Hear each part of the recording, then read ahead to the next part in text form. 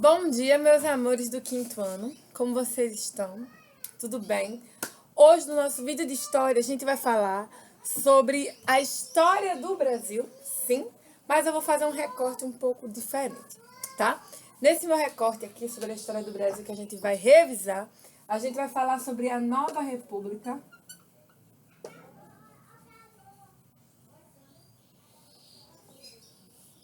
Nova República e os dias atuais.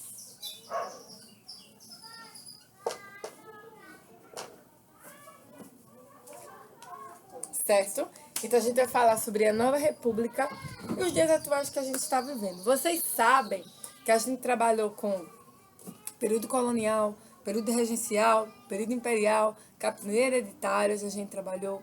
A gente veio para a república, onde a gente viu que primeiro a gente teve militares no poder, não é verdade? Aí depois a gente teve o Estado Novo, né? Aí tivemos o governo de Vargas, depois a gente teve JK, Jânio Quadros, né? E na nova república, a gente já vai ter o quê?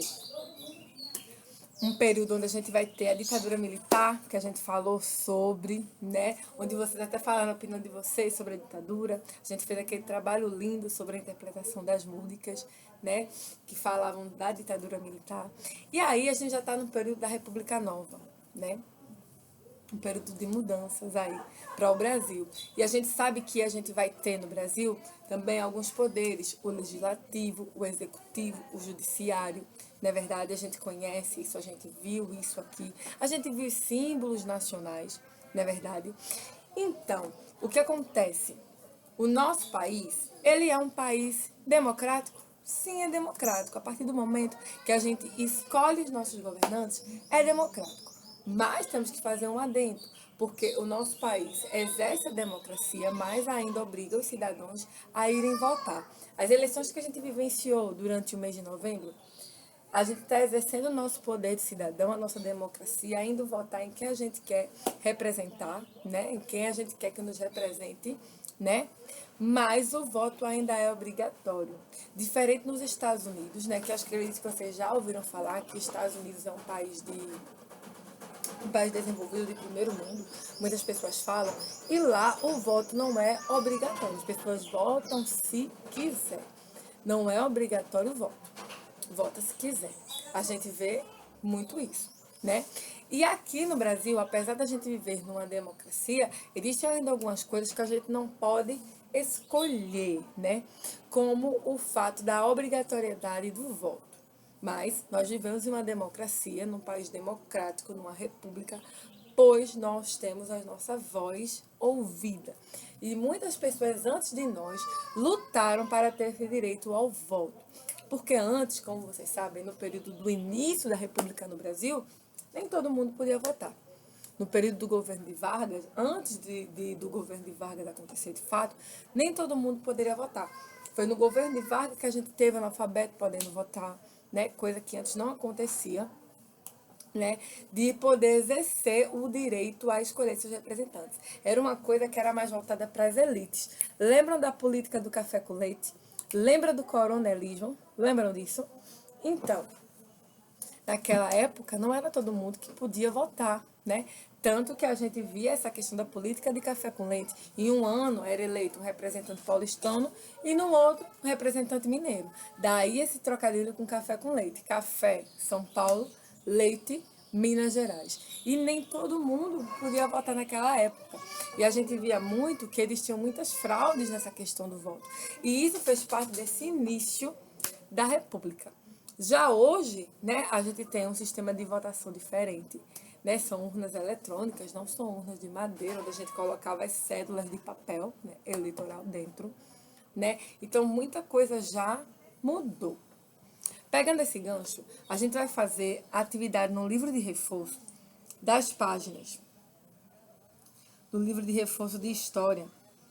E eu quero que vocês peguem e coloquem aí as páginas 182, a Nova República, de 1965 até os dias atuais, 182, 183 e 184, onde fala sobre a República e seus poderes. O poder legislativo, responsável pela criação das leis.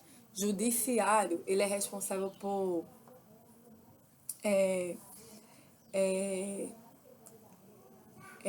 como é que se diz? Eleger a justiça, se assim eu posso falar. E o executivo, ele executa as leis. O judiciário, né, é aquele poder que vai ser responsável pela questão de determinar, de julgar as leis. Já que quando a gente tem processos de julgamento, a gente vai para tribunais, juízes, né? Então isso faz parte do poder judiciário, né? E aí a gente vai ter essas questões para serem feitas na página 182, 183 e 184 do nosso livro de reforço, né? E aí também tem uma coisa que eu quero falar. Lembra que eu falei muito que no Reino Britânico, né, a gente tem um parlamentarismo. E a gente ainda tem a figura de uma monarca, que é a Rainha Elizabeth II. Eu falei isso em live para vocês. E uma coisa que eu acho interessante é que lá a rainha, ela não tem nenhuma voz de governo. Ela serve mais, gente, como uma representação do Estado. Ela é mais um cargo figurativo, porque ela não tem poder. O Reino Unido, né, a Inglaterra, né, Reino Unido, ele é totalmente governado pelo parlamentarismo, né? Que a gente vai ter parlamentares, a gente vai ter ali o primeiro-ministro, que serve como um presidente, né, do país, né, do Reino Unido.